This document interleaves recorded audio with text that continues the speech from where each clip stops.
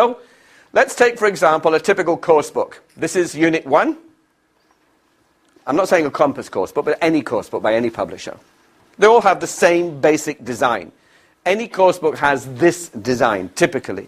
We have Unit 1, let's say we're starting with be verb, and we're doing simple adjectives. I'm hot, I'm cold, he's tired. Unit 2 has the simple present tense and maybe some daily routines. I wash my face, I get up at 6 o'clock, and so on. Unit 3 would have present continuous tense, which is sporting activities. I'm playing football, she's doing basketball, whatever. And then Unit 4 would be, say, can with some abilities. Unit 5 would be something different, and so on, and so on, and so on. So what you see from this is we have a linear strategy, a linear syllabus.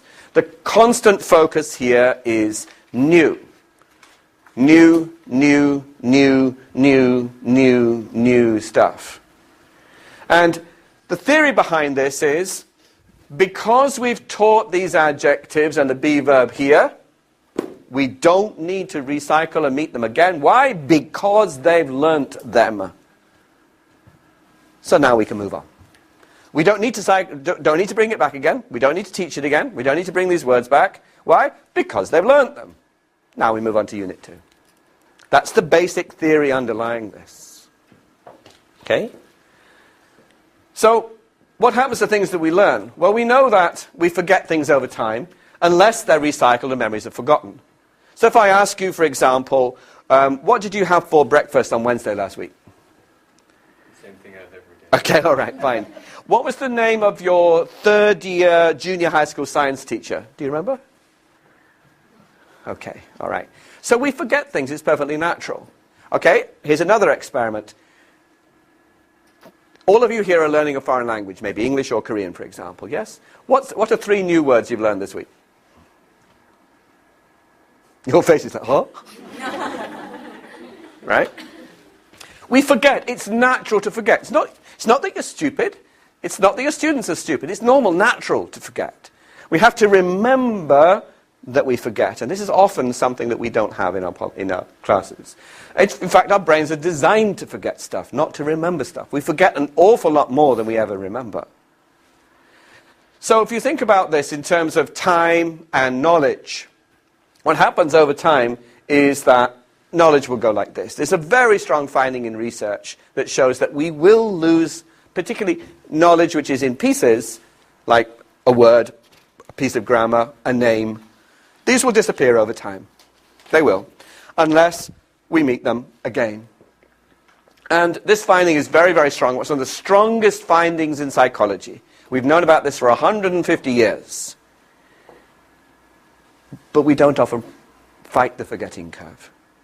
So what happens here? If we've got our unit with all of these various things there, like this, what's going to happen to all of that? Well, this is going to happen to it. Yes, it's going to be lost.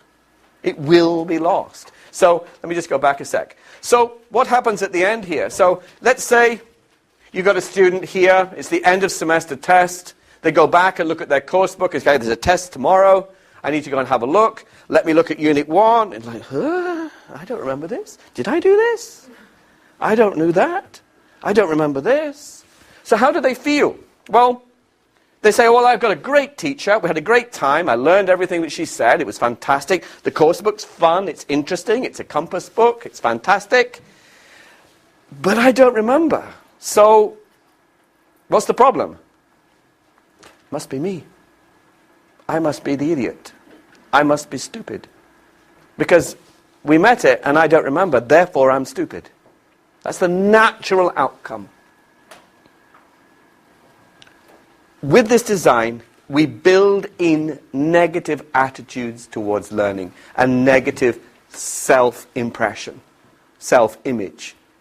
Without knowing it, one of the causes of low motivation, particularly at the end of first year middle school. You start with this great energy for learning English, and at the end you think, oh, it's so hard. It is, if we only teach students with this design. The natural outcome of teaching in a linear syllabus is that students will forget and they will feel foolish. And more likely it's like, okay, I don't like English. It's It's too difficult for me. I'll just do it for the test. Right? I don't do it for myself.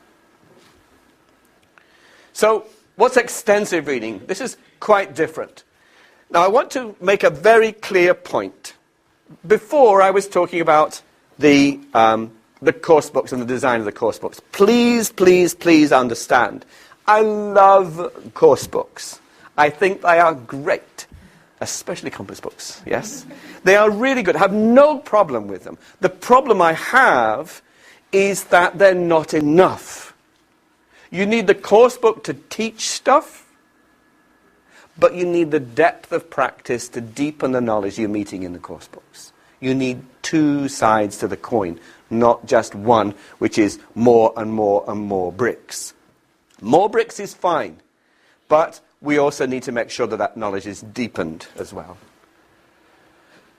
So, let me go back a bit. So what's extensive reading? It's the fast, fluent reading of storybooks with higher levels of comprehension. Focus on comprehension and enjoyment, not study.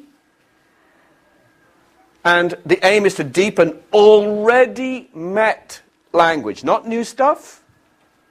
Stuff they've already met that they're starting to forget. That's the reason behind it. So the course book will teach stuff, then we give them the reading to practice it. Okay? Typically it's done with graded readers, level readers, storybooks, the kinds of things that you see here on the wall.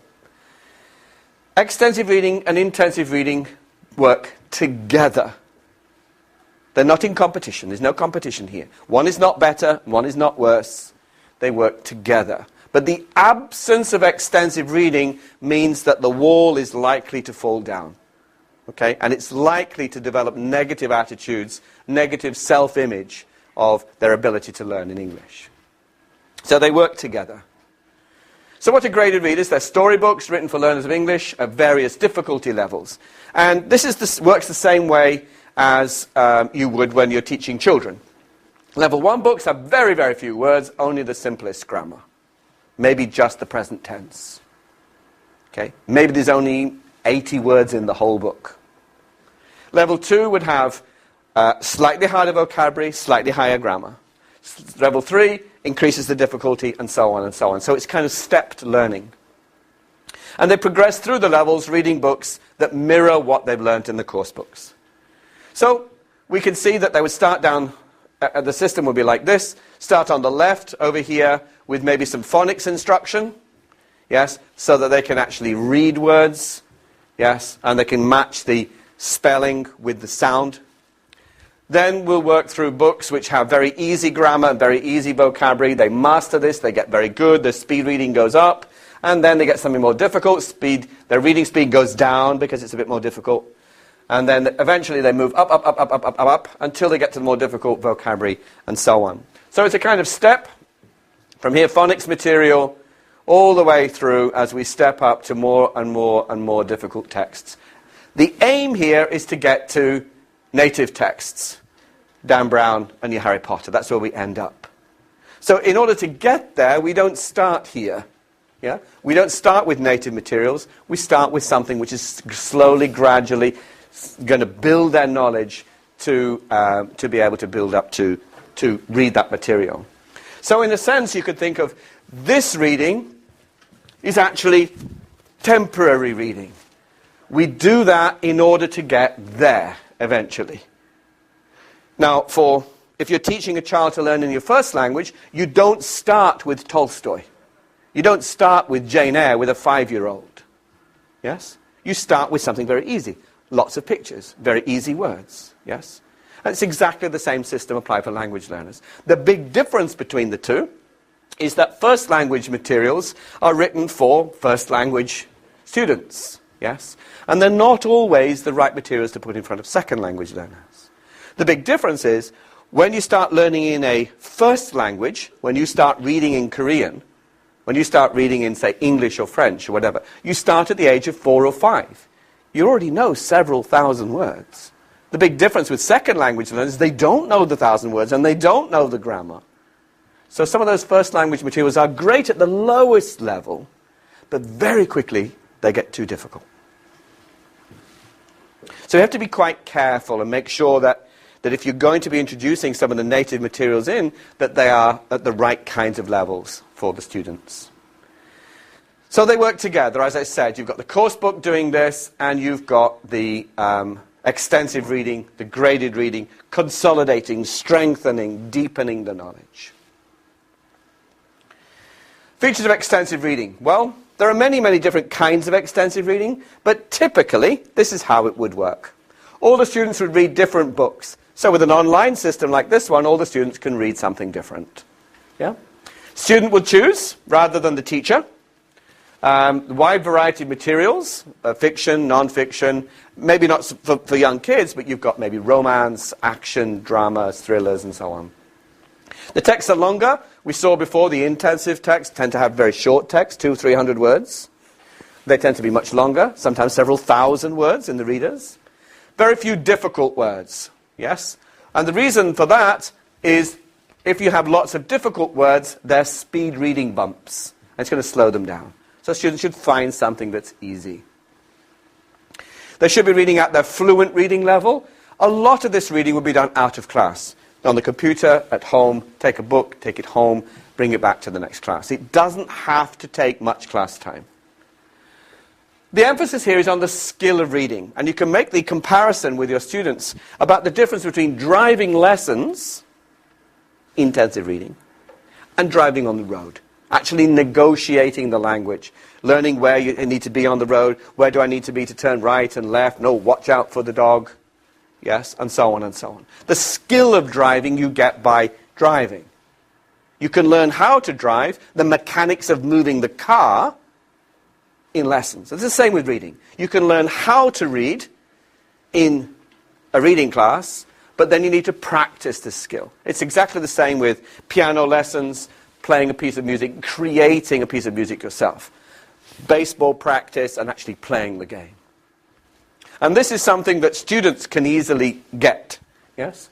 The reading's in the second language, no Korean needed, because it's quite easy. Lots of new words. New words are often met in later chapters, so the words come again and again and again. Why? Because there's so much language in the text. There's an emphasis on reading for comprehension and enjoyment, and provides input for speaking and writing. I'm just going to check my time here. I think I have 10 minutes left.